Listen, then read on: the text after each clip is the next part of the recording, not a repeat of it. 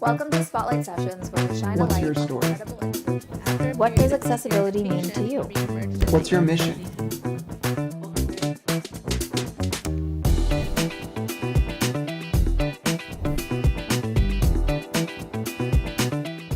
Welcome all to accessiBe's Spotlight Sessions, where we shine a light on incredible individuals and organizations and the work that they do. I am your host, Josh Basil. I'm a C4-5 quadriplegic, paralyzed below my shoulders, and a power wheelchair user. I'm the Community Relations Manager at accessiBe and a passionate disability rights advocate and trial attorney, focused on breaking down barriers to access and inclusion for people with disabilities. Today on accessiBe Spotlight Sessions, we're joined by David Korse, the President and CEO of Abilities Expo. Welcome, David. Hey, Josh, how are you? I'm doing well, and I'm excited to have you on today's program. I've known you for many, many, many years, and it's about time that we had you on. So excited. So let's dive right into it. Tell us a little bit more about yourself and how Abilities Expo came to be. Sure. First of all, for me, most of my career has been involved in the events industry. I've been producing trade shows and conferences literally around the world for the last 40 years, which is how I found Abilities Expo. A good friend of mine from the industry, Lou Schomer, had a different series of experiences, but also in the event industry. We became friends. We're getting a little older and we're looking for something fun to do. And we found out that Abilities Expo was for sale about 15 years ago. That's how long we've known each other. Abilities Expo started back in 1979, Josh. I think maybe older than you. I did not know that. It was launched by a guy named Dick Warman, who was a post-polio survivor, wheelchair user, who was really frustrated that his local dealer in the Los Angeles area has such a limited selection of products. And he came up with a silly idea of putting on the expo just so he and his friends could go shopping for whatever was new and interesting. In 1979, there was no internet. You either had to see it in person or you had to look at a brochure, and he wanted to see things in person. So what was supposed to be a one-time shopping experience turned into a business that he and his family ran for about 10 years. Changed hands a couple of times, got up to 6 or 7 events a year, then got down to 2 events a year. That's when Lou and I found it. We acquired the shows in 2008, and we're back up to 7 events a year around the country. So I'm an events guy, Lou's an events guy. We're both passionate about advocacy. Abilities Expo is more fun than a real job, and that's the last 15 years. It's awesome. And so what is your role with the Abilities Expo? Rather than taking over, team of independent contractors, we kind of divide up the boss stuff. So strategically deciding where we're going to go next, putting together partnerships with people like United Spinal or the Reed Foundation or other organizations nationally, regionally, and locally. Lou directs a lot of the visitor acquisition and marketing. I look after a lot of the operational and conference content kinds of stuff.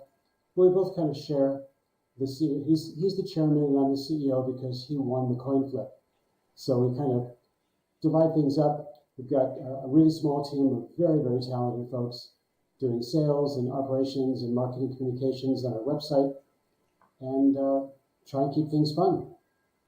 And why is it so important that the Ability Expo kind of connects the business world with the disability community, and how many people are going through those doors? Josh, we're getting before the pandemic, we were getting over 30,000 people a year live in person that attended at least one day of at least one of the shows. We're probably in the mid-20s now, but right after the pandemic, we were maybe below 20. So we're recovering. Hopefully by next year, we'll get back to where we were in 2019. But if you think about the end user, there is no other place where the manufacturer or the distributor or the dealer can actually reach out and touch the community all at one time. It's like the circus. We can bring everything under one tent. From the end user or the therapist point of view, you can see everything all at once in a day or 2 days. Some people take all 3 days. But it's a really efficient opportunity to compare, to test, to experience first person as opposed to digitally. And there aren't that many chances to do that conveniently. And in the 7 markets we visit, we try to make it as easy for businesses to reach the disability community and for the disability community to reach those interested businesses. And it's amazing being able to go to an Abilities Expo. It's great that I've been able to do it and been able to experience it, but like going there and having the different complex rehab technology companies being willing to kind of do wheelchair repairs for you, or going to see the newest Braun van and looking inside, going inside and seeing, touching it and experiencing it, smelling it. And then all the exhibitors bring out different things on their tables, videos, tangible products to touch, to learn about. And it's just the conversations.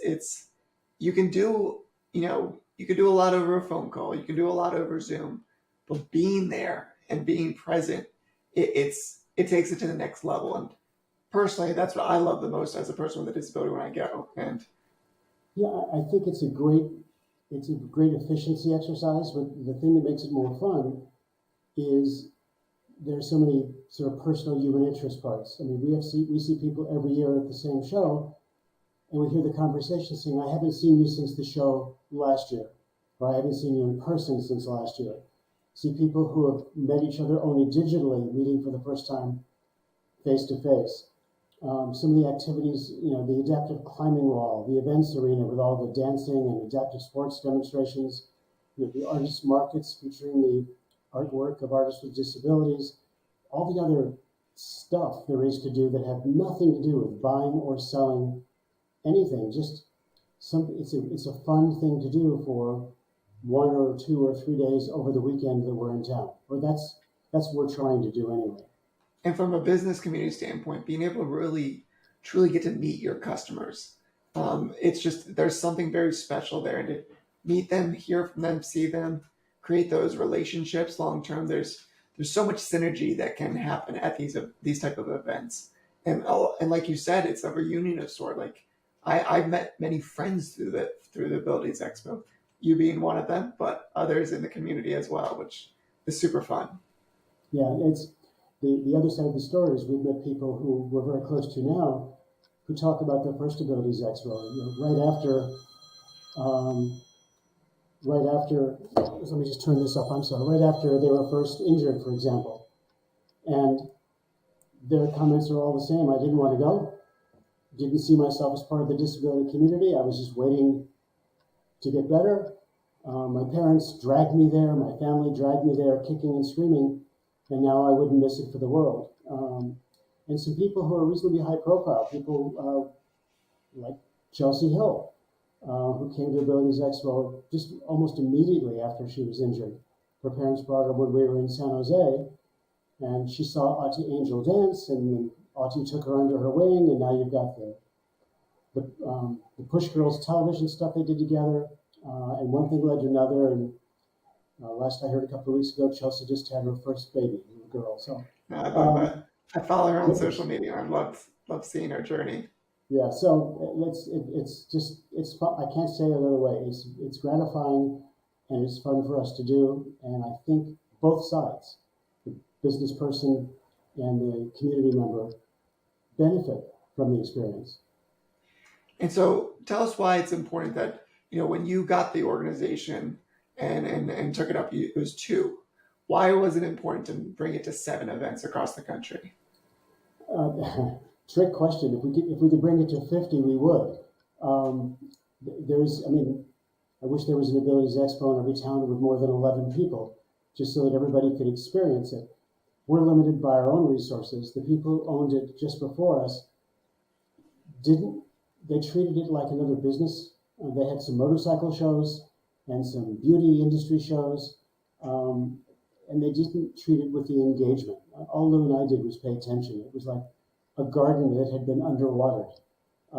So we just paid attention and engaged with the community, and everything else kind of happened. So I think people would like us to be in more places.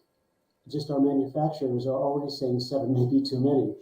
They have to actually do their day work as opposed to leaving town for several days to do an Abilities Expo. So 7 is probably the most the industry will support.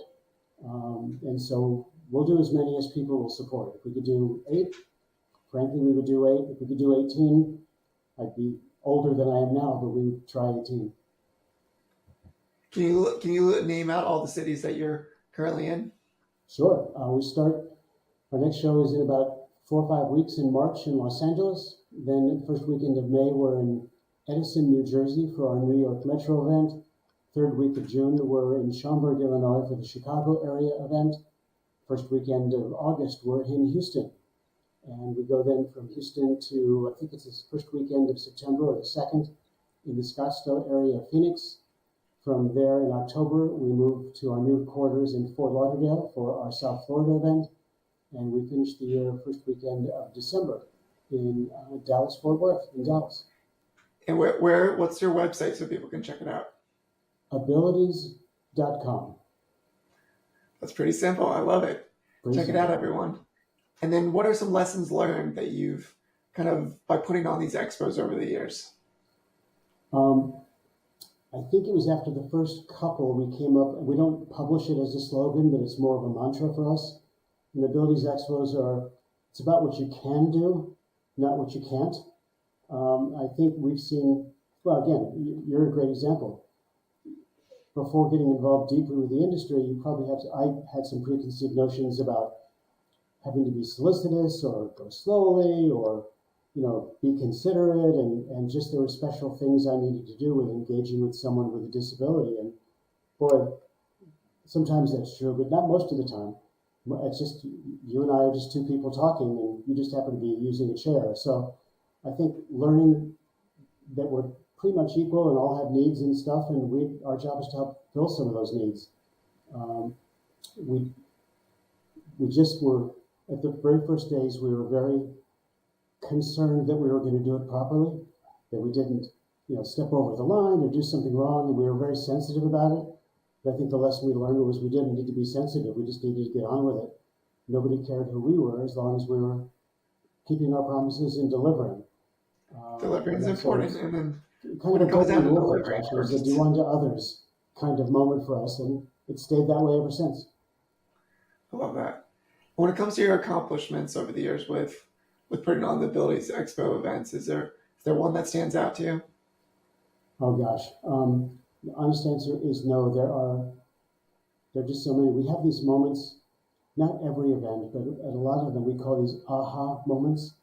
Something that happens that just surprises everybody that nobody was expecting, and we've had them for 15 years. And stories would take up a lot more time than we have, but watching people being generous, watching people show caring, watching people discover the opportunities in life. Those little moments, watching a little kid do the adaptive climbing wall and not realizing it was something that she could aspire to do. Watching someone who is a paraplegic suddenly sitting on top of a horse and controlling the horse on their own, something they never thought they could do. Someone seeing automation working and realizing, before Alexa even, realizing there were things that they could do themselves with the help of technology that they never thought they could do. So that watching people discover positive things. That's so beautiful. The most rewarding thing, I think, for me at least. I'm guessing Lou would say something very similar. I love that so much. And then I always love asking this question, but what does accessibility mean to you? The ability to take advantage of an opportunity. No obstacle, no barrier. You didn't tell me there were going to be trick questions, but that's the best I can do on short notice. It's there, I can access it. That's a good answer. And then when it comes down to what's one message, if you could deliver to the business world and the business community, what would that one message be about the disability community? These it's just like any other segment of population. There are people that are financially distressed, and there are people that have a lot of disposable wealth. There are people that are conservative, and there's some people that are pretty liberal. There are people who are pretty tall, and there's some people that are pretty short. The thing they have in common is they have some other challenge that falls in this category we're calling disability. You could say the same thing about people with red hair. It's just a group of people And if we could get folks to pay attention to that, in advertising agencies, you have budgets that are allocated toward the African American community, and you have budgets that are allocated toward the Asian American community or the Hispanic community.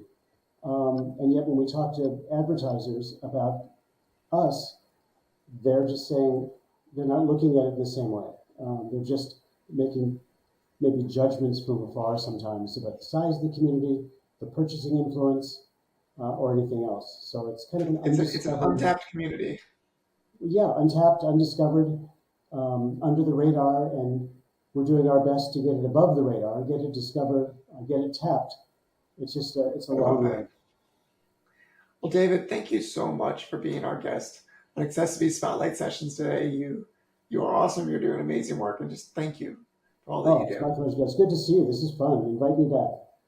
I love it. I love it. And to all of our viewers, thank you so much for staying to the end. Make sure you hit that subscribe button and also follow us at accessiBe_community. All right, everyone, you take care and see you next time.